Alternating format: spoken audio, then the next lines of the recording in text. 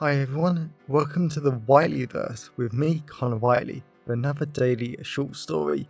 Now, before I start today's story, please remember to like, comment and subscribe to the channel so you don't miss any new content, and the engagement really helps the Whiteleyverse with the YouTube algorithm. Also, if you want to buy this short story and any of my other fiction, then they're available from all major ebook retailers and at your local bookstore and local library if you requested, and you can order paperback copies from Amazon. Now, here's today's short story. I hope you enjoyed just as much as I did writing it. Spying for Independence. MI5 Intelligence Officer Nick Blackford stood in one of London's massive ancient libraries with immensely beautiful floor-to-ceiling bookshelves, a dark and rather stunning hardwood floor, and Nick really enjoyed the small crystal chandeliers that looked like they were floating down from the ceiling every 10 meters. The entire library was a stunning array of engineering, and as much as the English hated to admit that a Scottish person designed it, one did. Nick loved looking through the great books on the shelves because this place wasn't exactly a public library, because it was mainly reserved for lawyers, governmental people and other civil servants. Yet it was interesting to say the least how many erotica titles were on the shelves in amongst hardcore romance, spy novels, and political thrillers. Of course there were other so-called more important books in the library, but Nick was only interested in the fiction part. That was thankfully where there were so few people walking about. There were only 3 people in the section that seemed to stretch on for a good 20 meters. Nick would have loved to count how many erotica titles there were in this aisle alone. But he didn't have the time or the inclination. The other 3 people in the aisle were only civil servants, wearing black suits, trousers, and all of them had their white ID cards hanging around their neck, working for the UK government, so they were hardly a threat, and Nick just needed somewhere local to meet a target, and hopefully hack their phone to hopefully stop an awful terrorist attack against the nation of Scotland. Just like all the other Scottish people, Nick had no problem with the English. The English were kind, helpful, and even their weird tea obsessions didn't bother Nick and his fellow Scots, but he just didn't want to be ruled by them. Nick had wanted Scotland to have its own government that could actually do whatever it wanted in the interest of its people, instead of being told by the UK government what it was and wasn't allowed to do. Nick really loved the smell of old libraries because they always had that sensational musty book smell about them. But this also had amazing scents of flowers, lavender, and more fruity scents that were presumably coming from the civil servants' aftershaves and perfumes, leaving the wonderful taste of pizza like he had on hot summer evenings with his family a few years ago on his tongue. When Nick had been working for MI5 yesterday looking through all the buried intelligence reports, the sort of reports that were deemed serious enough to keep a tab on but not serious enough to actually act on, Nick was rather surprised to see 3 analysts had picked up chatter about a probable terrorist attack against the Scottish people. But it had been buried. Now Nick had worked for MI5 for 20 years, he had stopped assassination attempts, he had protected the Welsh, English and Scots from various threats. Nick had never really done much for the Northern Irish, but that was just because he had never got those cases. And never in those 20 years and hundreds of cases had Nick ever seen a terrorist attack getting buried. And it was even worse that the disappeared file had implicated a Supreme Court justice as one of the people supporting the terror attack. Nick mentioned it to his supervisor, of course, but she dismissed it as him making things up. And when Nick went back to his computer, the file and report and all remaining evidence of the plot had disappeared. Nick was just grateful to have a photographic memory, so he knew that the source of the chatter was a Supreme Court justice, and that's where things got very complicated, apparently according to his Scottish-hating English patriotic work friend George Ashley. Apparently, MI5 was never going to contact or interview a Supreme Court justice no matter if terrorist chatter mentioned them as a source, the donator to the terrorists or even helping the terrorists in any material way. All of that was of course illegal, but apparently no one at MI5 actually cared about that. Nick wasn't going to say to anyone outright that his boss and work friends at MI5 were trying to cover up something or play down the threat, because they would rather deal with a more important threat, but he was certainly wanting to. And at the end of the day, what were a few Scottish lives compared to English ones? Nothing. Nick really wanted the Supreme Court Justice to turn up to the library soon, because Nick just wanted to get to the truth. Whatever it was. Michael had no idea his life would be changed for the better today. MI5 Intelligence Officer Michael Rattlings went into the library that was reserved for only the finest civil servants, other governmental workers and lawyers in all of London. It was just amazing to Michael how massive this place was. Of course it was a complete waste of space, money and manpower, because Michael had no idea why these people couldn't use public libraries, instead of sapping public money away from more important things. Like hospitals. But that was life. Michael had to admit that the library did have beautifully long bookshelves that stretched right up to the ceiling, and seemed to go back tens of meters. When he had been in law school, he would have loved to have a library like this one, especially as this particular library had a copy of every single government act that the UK Parliament had ever passed. That was a lot of legal knowledge, power and resources in one place. And Michael really would have loved this when he was younger. There was a small group of very young men and women standing over a massive ancient book, dressed in black trousers, shoes and very flattering dresses, and they were gasping about the content and everything. That was a great thing to see, and Michael actually smiled at it. After working as an intelligence officer for over 20 years, it was amazing to see that the youth of today were still interested in learning, growing, and reading as much as he had been when Michael was that young. Even the smell of the library was sensational with the musty smell of real books, but he definitely didn't like the scents of cloves, coffee and other spices from people's aftershaves and perfumes. That was just wrong, and it felt like they were invading the precious library space. As much as Michael wanted to stay and look and read at all the books in the library, Michael had a job to do, because he had to stop a rogue MI5 agent from doing something stupid. Nick Blackford had gone rogue today, after deleting important terrorist files that would help protect the UK government and UK Prime Minister. Michael's bosses had already told him that Nick was an extremist, that had already infiltrated the very top levels of UK government security. And that was just typical of Scots. Michael didn't have anything against Scottish people, but most of them were bat crap crazy. Because Michael just couldn't understand why the nutters wanted independence from the UK. The UK might not have been a powerful country anymore, had massive political problems, and was entering a massive recession, but to break away was stupid. The Scots had joined the United Kingdom 400 years ago, and there was no reason to change that. But clearly this particular nutter didn't agree, so if what his bosses said was true, then this Nick Blackford was going to assassinate a Supreme Court Justice, which made sense because the UK Supreme Court Justice was set to make a legal ruling tomorrow, saying if the nutters could have yet another referendum on independence. Michael slowly started to make his way through the library, passing aisle of bookshelves after bookshelves.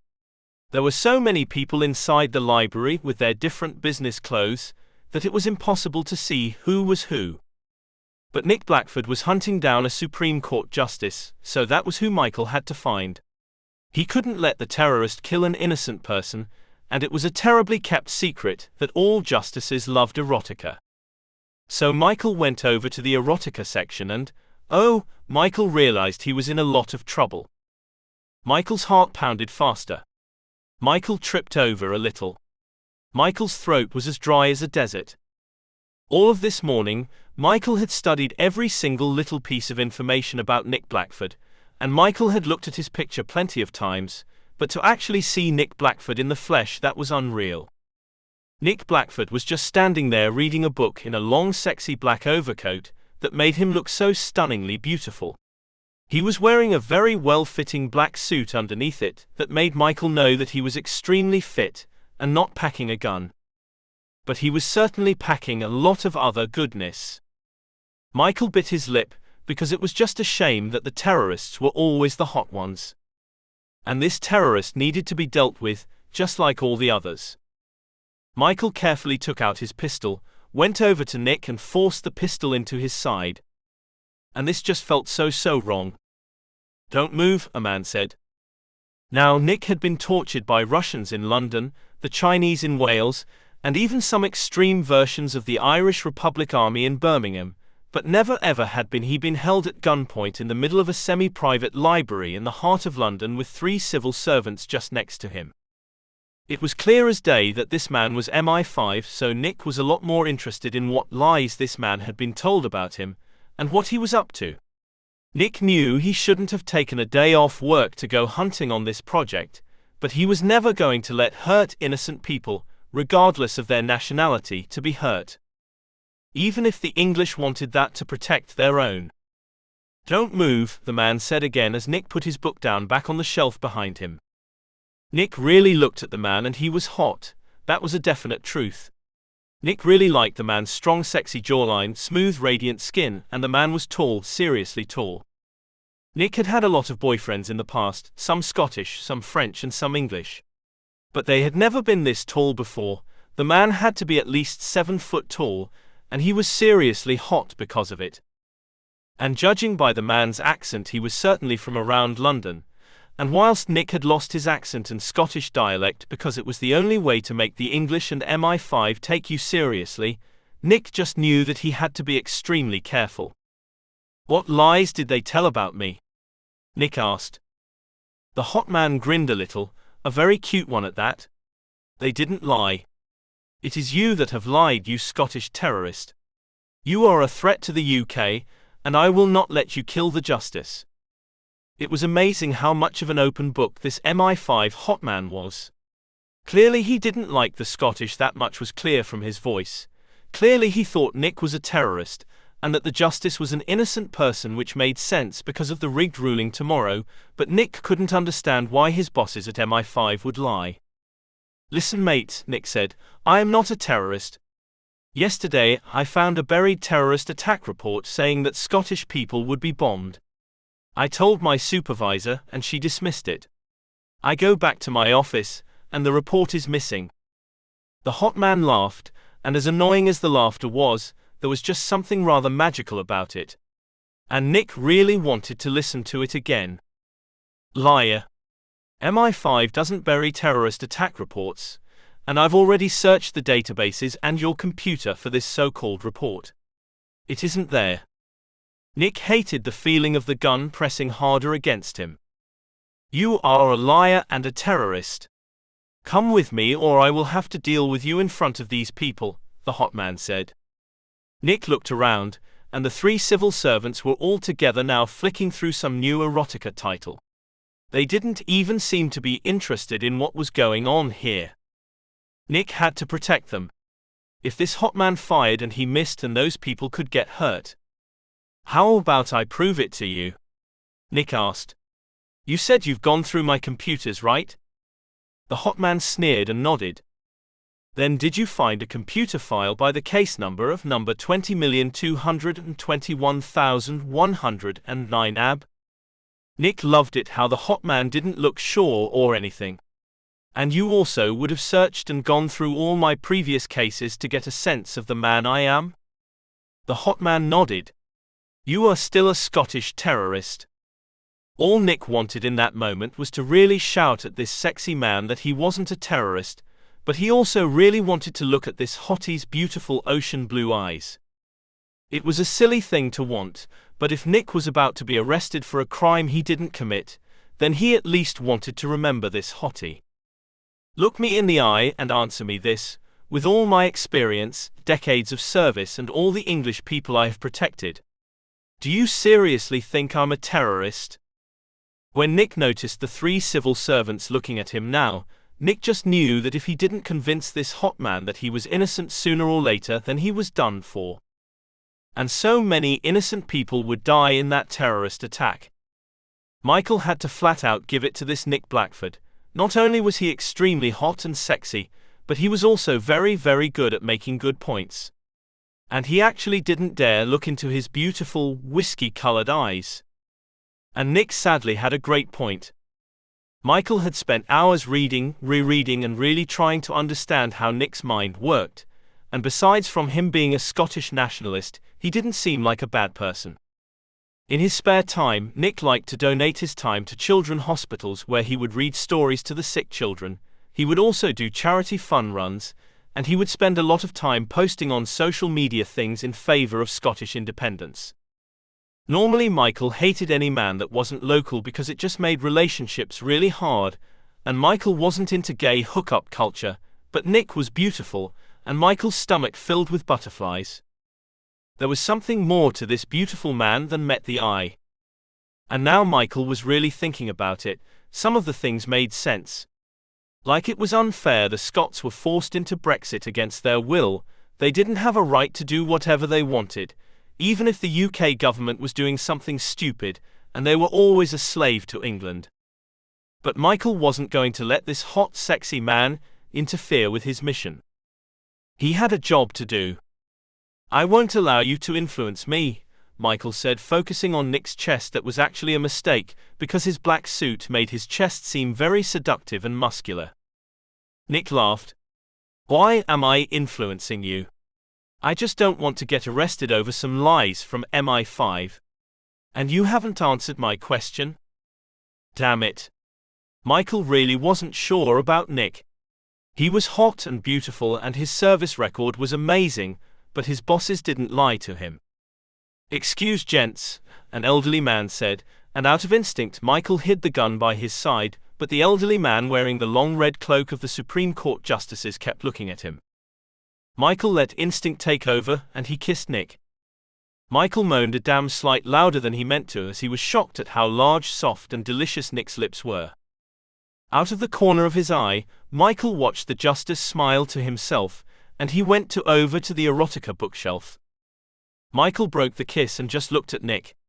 He looked so adorable with his big wide eyes, cute little grin, and his amazing black suited body. "You don't think I'm a terrorist?" Nick asked. Michael stomped his feet gently on the ground. "Damn you. I don't think anything at the moment, but tell me what you were apparently going to do to the justice if you aren't a terrorist." "I am not a terrorist," Nick said. Michael shrugged like he didn't believe him, but that sort of felt like a massive lie to him. Michael had hunted hundreds of terrorists on UK soil for the past 20 years, and sadly Nick just didn't feel like one. Michael tensed a little, as Nick got out a very small black device that Michael knew was a phone cloner, and he turned it on. "I was going to clone the justice's phone and leave." "That's the truth," Nick said. Michael wasn't sure if he believed him, but Michael took the cloner off Nick. "I'll make you a deal. If you agree not to run off or commit any terror offenses, I will clone the justice's phone, and we will review the data together." Beautiful Nick didn't exactly look sure, but Michael really wanted him to take the deal because it would still allow Michael to spend time with him. And he only wanted to do that to keep the criminal in sight, of course. And hopefully Michael could learn a little more about this utterly beautiful man. "Fine," Nick said.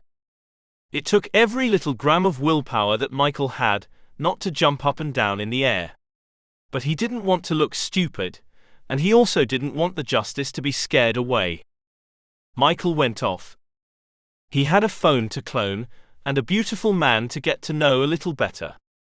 Nick seriously hadn't expected to basically be a prisoner, in all but name, and standing at the very beautiful fake marble kitchen island in the middle of Michael's flat. Nick had to admit that the flat was stunning, and it felt so nice to be in Michael's flat with its massive black sofas and armchairs, very modern and cozy kitchen, and a very impressive wine collection. Nick had only heard of some of the wine brands that Michael had, let alone actually seen them in real life. He might have been Scottish, but Nick did love a good glass of wine. Michael had set up his very secure laptop on the kitchen island, and Nick stood behind the hot man that he was falling for more and more with each passing moment. "I'm just sorting through the data now," Michael said. Nick was surprised at how well Michael was taking this.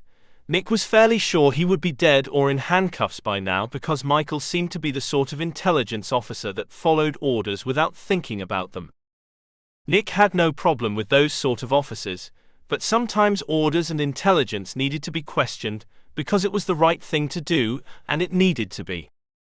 And Nick seriously hoped that the information they got from the justice's phone would be good. At the very least, it would buy Nick a little more time to make a decision about what he needed to be, and maybe, just maybe, it would convince Michael that he was innocent. But he wasn't holding his hopes up very high. As beautiful, sexy, and hot as Michael was, he was an intelligence officer first and foremost, and Nick just had the sense that he always followed orders no matter what or if they were right. So Nick was half planning on how to make a good escape. "Here," Michael said. "I think this is what you were looking for." Nick leant over hot Michael, and got so close to him that Nick got to feel hard Michael's perfect body was, and Michael pressed slightly against him. "You shouldn't be doing that," Michael said seductively. "You shouldn't be letting me," Nick said, resting his head on Michael's shoulder.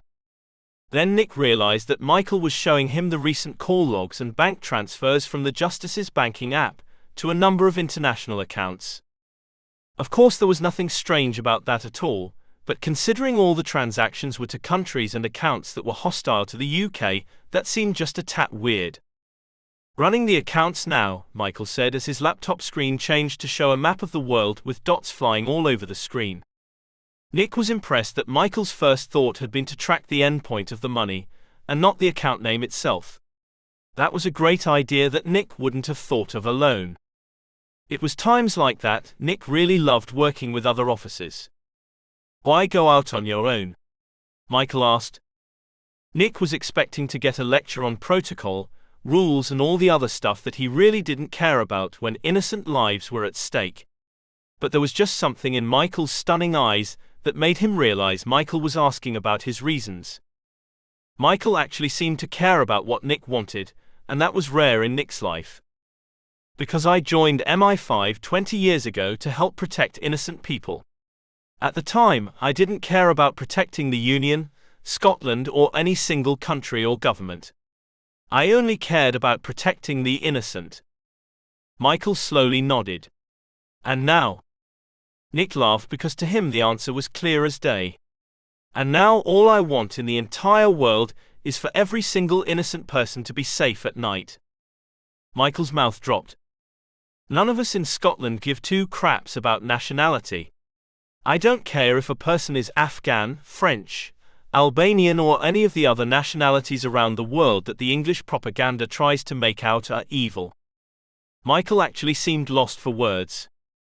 "I only care that innocent people are safe. That is what 20 years of intelligence work has taught me," Nick said. "Thank you," Michael said, still looking shocked. Nick shrugged. "That was nothing. It was the truth." Michael rubbed his forehead. "I know it was. I just wanted to hear, and I just wanted to hear something refreshing, and someone remind me why I joined."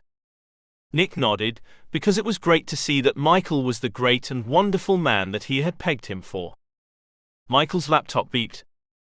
Nick just laughed hard when he looked at the laptop, and saw all the money that the Justice had sent out had all returned to the UK. And 8 other names popped up, including 3 very high-up people in MI5, 2 justices in the UK's Supreme Court, and some other people that made Nick's stomach twist. Nick just couldn't believe how far this corruption spread, and it was flat outrageous that a justice was involved with such criminal activity. This is not what Nick wanted at all. "We have to report this," Nick said. "We have to get these people arrested, and the terrorists stopped." Michael shook his head and double-checked the justice's messages, and Nick laughed again. He could read every single message between the justice and his and Michael's bosses at MI5, as they all showed the justice instructed his bosses to bury the terrorist chatter and get rid of whoever found it, if it was ever found. "Okay," Michael said, standing up and grinning. "I believe you." Nick threw his arms up in the air. "So only now you believe me. I have always been honest with you." Michael grinned like a little schoolboy at Nick. "I know, but this is proof. You won't go to jail or die." "Why the hell do you care?" Nick asked. Michael hugged him. "Because it means I can ask you out."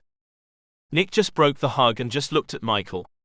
Nick had been asked out before by a rather varied range of hot men, but none of them had ever asked him out quite like this before. "So we just met, you threatened me with terrorism charges, and now you're asking me out?" Nick said. Michael hissed a little, as he probably realized how weird that sounded. "I'll think about it," Nick said. "Let's just expose this corruption."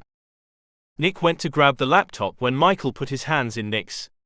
"Actually, you might be Scottish, and you might have different ways, but these people are English targets. So we're going to treat them the English way." Nick just shook his head because Scotland was all about justice, peace, and doing what was ethical.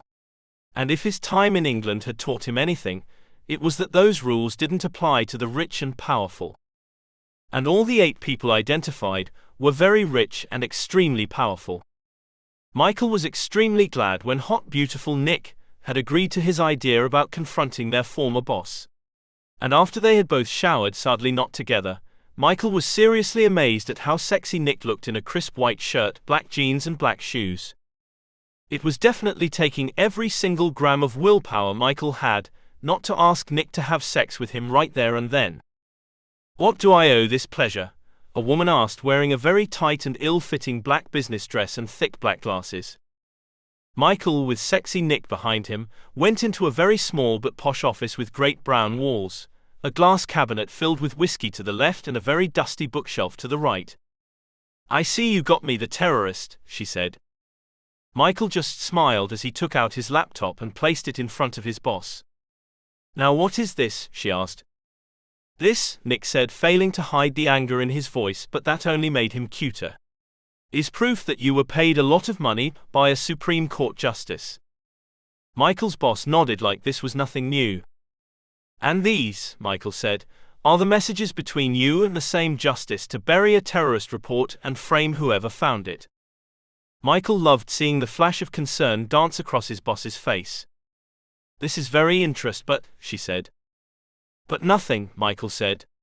"This is proof, and we know 7 other people were paid the same amount." The woman got up and went over to her glass cabinet, studying it like this was her last ever drink choice. "We know these are all extremely powerful people," Michael said, "and I have convinced Nick here to not attack you if you agree to do something most English with us." The woman turned and grinned at Michael. "You want to make a deal with me, so I am innocent, and the other 7 people and the Supreme Court justice are found guilty." Michael hated hearing Nick hiss behind him. It was completely wrong that their boss was going to get away with everything, but this was the only way. "Yes," Michael said. "It would be too impossible for my liking to investigate and find evidence of all of your corruption and your corrupt friends. So you give us the evidence, they get arrested and charged, and you walk." The woman went back over to her desk and sat perfectly straight because she knew she was in full control of the situation. Michael leant on the desk and tried to look as scary as he possibly could. "And you drop any hate against Nick, and no terror attack against the Scots?" The woman laughed. "Oh darling Michael, his punishment will come tomorrow, and hell, all of Scotland will be punished tomorrow, so my hate is meaningless." Michael really didn't want to know what she meant by that. "I agree to your terms, and I will get the arrest warrants for everyone and the evidence into MI5 custody, anonymously of course, by the end of the day. You have my word, and I promise you both, I will not come after you for this." Michael just shook his head. "Only because you'll get a promotion or 2 out of this." The woman grinned again as she left her office, and Michael just hoped that she would stick to her word, but as Nick had explained plenty of times over on the way here, when it came to the rich and powerful, they only kept their word when they got even richer. Nick came up behind Michael and hugged him. "You didn't have to do that. There were other ways." Michael turned around and smiled at the beautiful man and his lips that were only a few centimeters away. "Maybe," Michael said, "but sometimes you need to make deals with the devil. The UK functions on corrupt deal after deal. If we arrested every corrupt person in the UK, then there wouldn't be a government left." Nick weakly smiled. "I know, and that's what my country wants to change." Michael laughed at himself because if Nick had said that a few hours ago, he might have gotten defensive and moaned at Nick for being silly, but now he actually wanted to hear more and just understand Nick a little more. Definitely not for political reasons, because Michael doubted he would ever believe in the same things as Nick, but because Nick was a beautiful, clever man that had really grown on him the past few hours.